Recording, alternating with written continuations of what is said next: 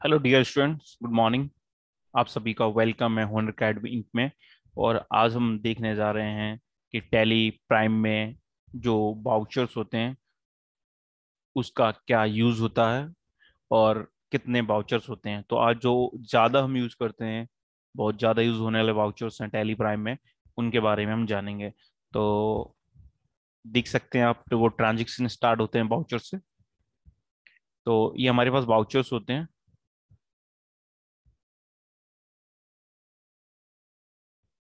आप यहाँ पे देख सकते हैं, कॉन्ट्रा वाउचर है, पेमेंट है, रिसीप्ट, जर्नल, सेल्स, परचेज। और उसके अलावा जो वाउचर्स होते हैं हमारे, credit note, debit note, stock journal, वो सभी हमें इसके अंदर मिलते हैं मोर वाउचर्स में। तो हम इसकी थ्योरी समझ लेते हैं पहले, फिर इसके प्रैक्टिकल आप आने वाले वीडियोस में इसके प्रैक्टिकल देख सकते हैं।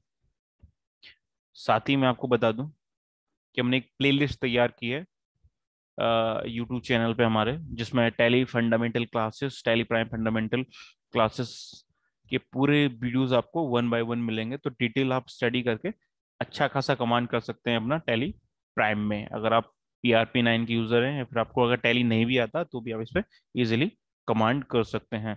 तो स्टार्ट करते हैं हम। तो आप यहाँ पे देख सकते हैं वाउचर्स। तो जो फेमस वाउचर हमारे 6 वाउचर्स, वो आपके सामने हैं। तो एक एक करके हम स्टार्ट करेंगे। सबसे पहले हम बात करेंगे कॉन्ट्रा वाउचर की। कॉन्ट्रा वाउचर का यूज क्या होता है? तो कॉन्ट्रा वाउचर है, इसकी शॉर्टकट की होती है हमारी F4। ठीक है, F4 कीबोर्ड से हम प्रेस करेंगे फंक्शन की। ठीक है, तो हमारा कॉन्ट्रा वाउचर वर्क करेगा। देखो, अब कॉन्ट्रा वाउचर यूज क्या होता है? कॉन्ट्रा जो वाउचर है उसका हम यूज मेनली करते हैं। कॉन्ट्रा वाउचर, बैंक में पैसा आपको जमा करना हो या एक बैंक से दूसरे बैंक अकाउंट पैसा ट्रांसफर करना हो या आपको कैश विड्रॉल करना हो, तभी आप कॉन्ट्रा वाउचर का यूज करोगे। और जो कॉन्ट्रा वाउचर का यूज होगा, इसमें कैश और बैंक लीजर का ही यूज किया जाएगा। ठीक है, तो कॉन्ट्रा वाउचर का यूज क्या होता है? जब भी आप अपने बैंक अकाउंट में पैसा डिपॉजिट करना चाह रहे हैं या बैंक से पैसा विड्रॉ करना चाह रहे हैं, तो ये एंट्री हमारी कॉन्ट्रा वाउचर में होगी। उसके अलावा अगर हमारे दो बैंक में अकाउंट है, जैसे कि एग्जांपल आपको दूं, एक SBI में है और एक बैंक ऑफ बड़ौदा में है, तो अगर आप कुछ पैसा SBI से बैंक ऑफ बड़ौदा में ट्रांसफर करते हैं, तो ये जो एंट्री है ये भी हमारी कॉन्ट्रा वाउचर के अंदर होगी। तो ये था हमारा फर्स्ट वाउचर, कॉन्ट्रा वाउचर, जिसकी शॉर्टकट की F4 होती है। फंक्शन की F4 आप प्रेस करेंगे तो आपके सामने आपका कॉन्ट्रा वाउचर आ जाएगा। उसके बाद हम देखते हैं नेक्स्ट जो हमारा वाउचर है उसका नाम क्या है। उसका नाम है पेमेंट वाउचर।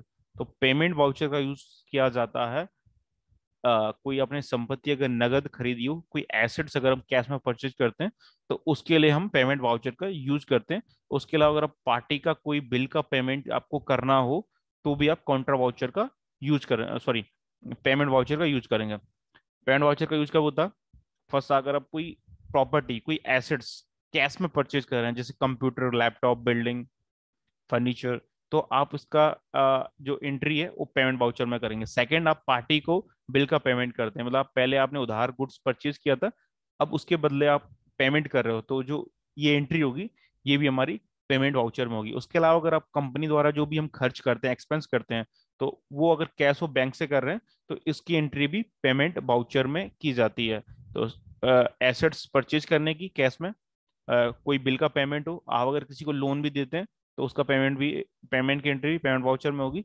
और जो हम एक्सपेंस करते हैं कैश से करें या बैंक से करें, तो वो एंट्रियां भी हमारे पेमेंट वाउचर में होती है। अगर आप देख सकते हैं, हम माल खरीदने की एंट्री परचेज वाउचर में नहीं, सॉरी, पेमेंट वाउचर में नहीं की जाती। इसका मतलब क्या कि जब आप गुड्स का परचेज करेंगे, सिर्फ एसेट्स परचेज करने की, वो भी कब? जब आप नगद कर रहे हैं, जब उधार करेंगे तब भी इसमें एंट्री नहीं होगा। और दूसरा, जब आप गुड्स खरीदेंगे, परचेज सेल करेंगे, तो गुड्स की एंट्री भी पेमेंट वाउचर में नहीं आएगी। आगे बढ़ते हैं। और जो पेमेंट वाउचर है हमारा, इसकी शॉर्टकट की होती है हमारी F5। नेक्स्ट वाउचर की ओर बढ़ते हैं हम। नेक्स्ट वाउचर का नाम है रिसीप वाउचर। तो रिसीप वाउचर का यूज जस्ट पेमेंट वाउचर की अपोजिट है। इसका जो शॉर्टकट की ये है रिसीप वाउचर का, वो होता है F6। ठीक है, रिसीप वाउचर, तो रिसीप वाउचर का यूज होता है कि अगर कोई आप संपत्ति, कोई एसेट्स आप सेल कर रहे हैं कैश में, जब हम कोई एसेट सेल करेंगे कैश में तो उसकी एंट्री हम करेंगे रिसीव वाउचर में। उसके अलावा बिल का पेमेंट जब आपको रिसीव होता है, आपने कोई गुड्स सेल किया था क्रेडिट, और जब सामने वाली पार्टी उसका आपको पेमेंट करेगी, तो जो आपको पैसा मिलेगा आप रिसीव वाउचर में उसकी एंट्री करोगे। उसके अलावा जब हम बिजनेस स्टार्ट करते हैं तो उसकी एंट्री भी हम रिसीव वाउचर में करते हैं। कमीशन इंटरेस्ट रिसीव होता तो उसकी भी एंट्री हम रिसीव वाउचर में कर सकते हैं। रिसीव में हमें कैश या बैंक दोनों से जो भी रिसीव होता है उसकी एंट्री हमें रिसीव वाउचर के अंदर करनी होती है। ठीक है, आगे मैं आपको एग्जांपल्स बताऊंगा विद एंट्री के साथ। आगे जो प्लेलिस्ट में आप जो आगे आने वाली वीडियो एक एक वाउचर के ऊपर थोड़ा था थ्योरी, देन उसके बाद क्वेश्चन और उसको टैली के अंदर कैसे करना वीडियोस बना हुआ, तो आप उसको देख सकते हैं प्लेलिस्ट में जाके। अब बात कर रहे हैं जनरल वाउचर। तो जनरल वाउचर का मेनली यूज हम करते हैं एडजस्टमेंट एंट्री करने के लिए, और इसका जो शॉर्टकट की होता है जनरल वाउचर का वो होता है F7। ठीक है, तो जनरल वाउचर का यूज क्या होगा, जब आप संपत्ति उधार खरीदें या बेचने, कोई एसेट्स है, अगर आप उसको नगद करते हैं तो परचेज, तो वो पेमेंट में आता है। उधार सेल करते हैं तो वो रिसीव में आता है। लेकिन जब आप कोई एसेट्स को, कोई संपत्ति को उधार खरीदोगे या बेचोगे तो उसकी एंट्री हमारी पेमेंट वाउचर में ना होगी, कहाँ होगी, जनरल वाउचर में। और अगर डोनेशन, कमीशन, इंटरेस्ट के रूप में अगर हमको गुड्स देते हैं या हमें मिलता है तो उसकी एंट्री भी जनरल वाउचर में होती है। उसके अलावा डेप्रिसिएशन हम चार्ज करते हैं तो उसकी एंट्री भी जनरल वाउचर में होगी। प्रोविजन हम बनाते हैं सैलरी के लिए या कोई एक्सपेंस के लिए, आउटस्टैंडिंग एक्सपेंस के लिए, तो उसकी एंट्री भी जनरल वाउचर में होगी। और यहाँ पे भी एक नोट लगा हुआ है, जनरल वाउचर का में कैश और बैंक के लेजर का यूज नहीं किया जाता। तो फेमसली जनरल वाउचर में वो एंट्री होती है जिसमें कैश और बैंक का लेजर यूज ना हो। हम हालांकि टैली के अंदर एंट्री कर सकते हैं लेकिन वो प्रॉपर तरीका नहीं होगा। जनरल वाउचर में मेनली एंट्री यहाँ वो होती है एज पर अकाउंटिंग रूल्स के अकॉर्डिंग, जिसमें कैश और बैंक का लेजर इन्वॉल्व ना हो। आगे बढ़ते हैं हम इसकी शॉर्टकट की F7। आगे बढ़ते हैं सेल वाउचर। तो सेल वाउचर जो है हमारा, इसका यूज होता है सेल करने के लिए गुड्स को। किसको, माल, गुड्स। तो गुड्स को जब आपको सेल करना हो तो आप यूज करोगे सेल वाउचर गुड्स। ठीक है, और इसकी शॉर्टकट की होती है हमारी सेल वाउचर की F8। कीबोर्ड से आप F8 की प्रेस करेंगे तो आप यूज कर सकते हैं हमारा सेल वाउचर। तो सेल वाउचर में आप गुड्स नगद सेल करें या फिर उधार सेल करें तो एंट्री हमारी सेल्स वाउचर के अंदर ही आएगी। शॉर्टकट की है इसका F8। F8। आगे बढ़ते हैं, आगे बढ़ते हैं परचेज वाउचर। तो परचेज वाउचर में गुड्स आप परचेज करो, नगद करो या उधार करो, तो दोनों जो एंट्री है गुड्स की वो आती है हमारी परचेज वाउचर के अंदर। आप देख सकते हैं एसेट्स परचेज करने की यहाँ पे नोट लगा हुआ, जो देखिए मैं ध्यान देने के लिए जरूरी है क्योंकि स्टूडेंट कंफ्यूज हो जाते हैं। जब मैं कहता हूँ कि भैया फर्नीचर खरीदा तो उसको परचेज वाउचर में एंट्री करते हैं, इस परचेज वाउचर में नहीं करेंगे क्योंकि हमारा फिक्स एसेट है।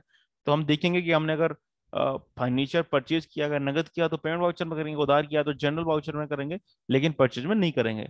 परचेज वाउचर में सिर्फ गुड्स, ऐसा गुड्स जिसको हम परचेज करेंगे फिर उसको सेल करेंगे, ट्रेडिंग वाला गुड्स, तो उसकी एंट्री सिर्फ परचेज वाउचर में की जाती है, भले वो आप कैश में करो या फिर क्रेडिट में करो।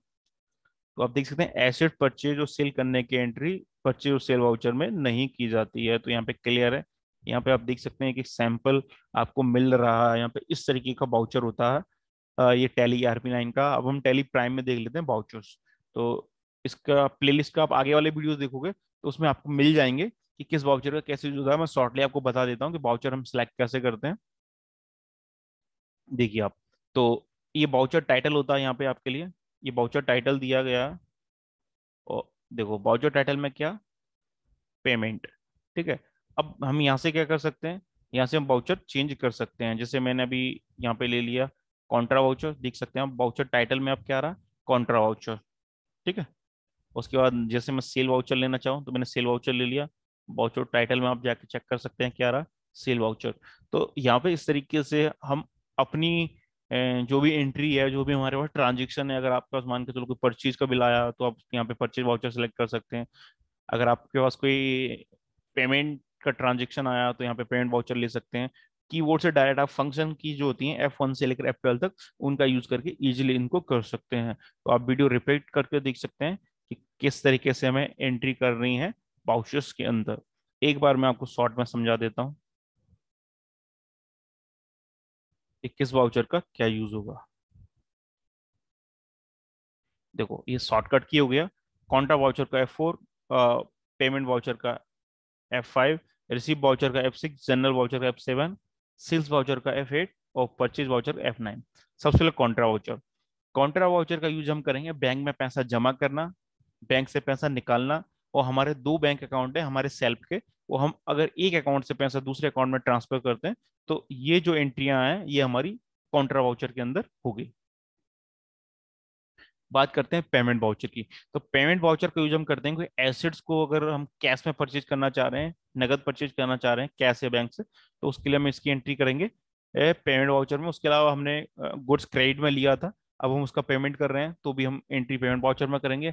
हम किसी पर्सन को लोन दे रहे हैं, उधार दे रहे हैं, तो उसका भी पैसा, तो उसके लिए हम एंट्री करेंगे पेमेंट वाउचर में। उसके अलावा जो हमारे डे टू डे के एक्सपेंसेस होते हैं उसका हम पेमेंट करते हैं, तो उसकी एंट्री भी होती है पेमेंट वाउचर में। क्लियर यहाँ पे नोट लगा हुआ कि माल खरीदने की एंट्री परचेज वाउचर में होती है, आपकी पेमेंट वाउचर में नहीं होती है। ठीक है, तो यहाँ पे क्लियर होना चाहिए आपको, एसेट्स अगर करेंगे तभी से पेमेंट वाउचर में आएगी। बात करते हैं रिसीव वाउचर। तो ये परचेज का जैसे अपोजिट है।